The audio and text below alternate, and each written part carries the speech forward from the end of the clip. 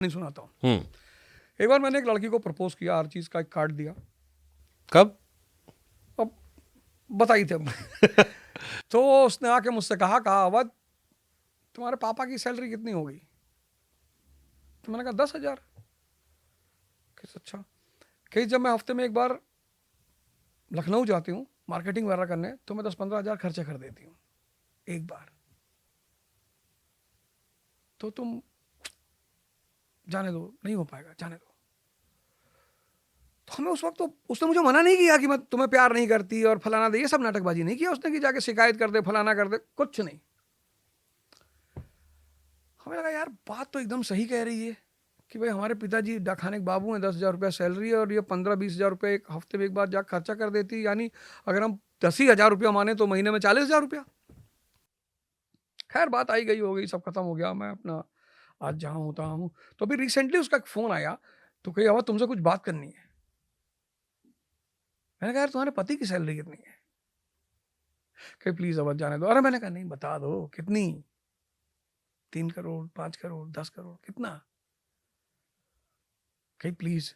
अरे मैंने कहा 3 करोड़ है ना, इतना तो पेट्रोल फूक देते हैं सिर्फ टहलने में इंडिया में।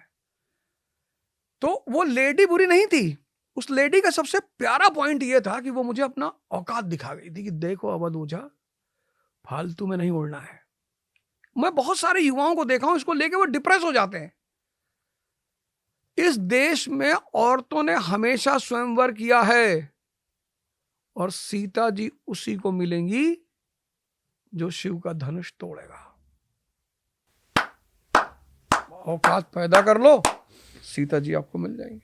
शक्ति जिसके पास है, प्रेम उसको अपने आप मिल जाएगा। जिसको न्यूक्लियर फ्यूजन आ गया वो सूर्य हो गया। न्यूक्लियर फ्यूजन में क्या होता है? सूर्य क्या करता है, हाइड्रोजन एटम्स को फ्यूज करता है और हीलियम पैदा करता है और उसी हीलियम से आग पैदा होती, रोशनी पैदा होती। ऐसे मनुष्य के पास भी एक चीज है, समझ, यानी हाइड्रोजन, उसका फ्यूजन करे और हीलियम पैदा करे, साहस, बस वो भी सूर्य बन जाएगा। लेकिन यहां लोग कहा था कि हम दूसरे की रोशनी में चमकेंगे तो तुम चंद्रमा हो। मेरा बाबू खाना नहीं खाया तो हम कैसे खाएंगे?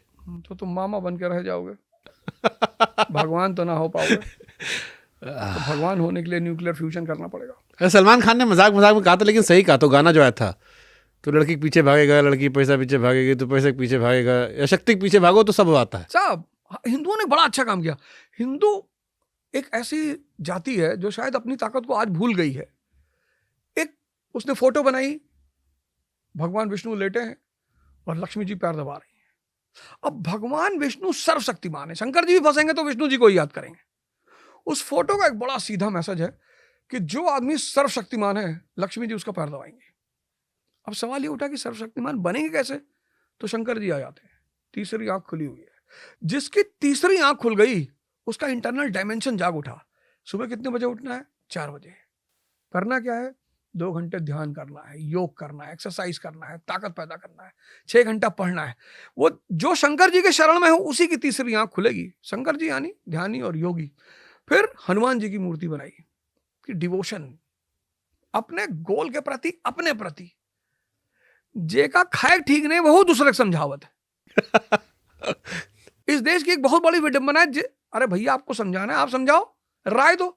कम से कम आप तो उस स्थिति में हो कि आपको, लोगों को लगे हाँ यार ये आदमी कितनी विषम परिस्थितियों से आगे आया है। जैसे कोई आवे कि शुभंकर भैया हम पॉडकास्ट शुरू करना चाहते हैं तो बताइए क्या करें। तो ठीक है, Shubhankar Mishra is in a situation to give him the guidance, क्योंकि वो आदमी एक 10 साल के स्ट्रगल से निकला और उसने अपना एक मुकाम बनाया है। और ये गजनी टीवी के चैनल यहाँ घूमते हैं यार अभी 3 दिन बाहर वह कैसे बताते हैं यार?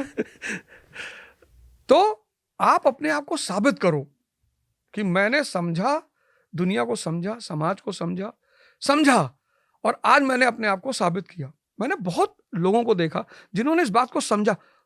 एक सबसे बड़ी बात यह है कि हम इतना दोष देते हैं दूसरों को, बुराई करते हैं दूसरों की। बहन जी तो नहीं देती, मायावती जी हमसे ज्यादा कठिन परिस्थितियों से गुजरी है। वो सामान्य परिवार से थी, वो भी समझ आ गया ना करना क्या है, कितनी ऊंचाई पे पहुंच गई। और संघर्ष से कोई नहीं बच सकता।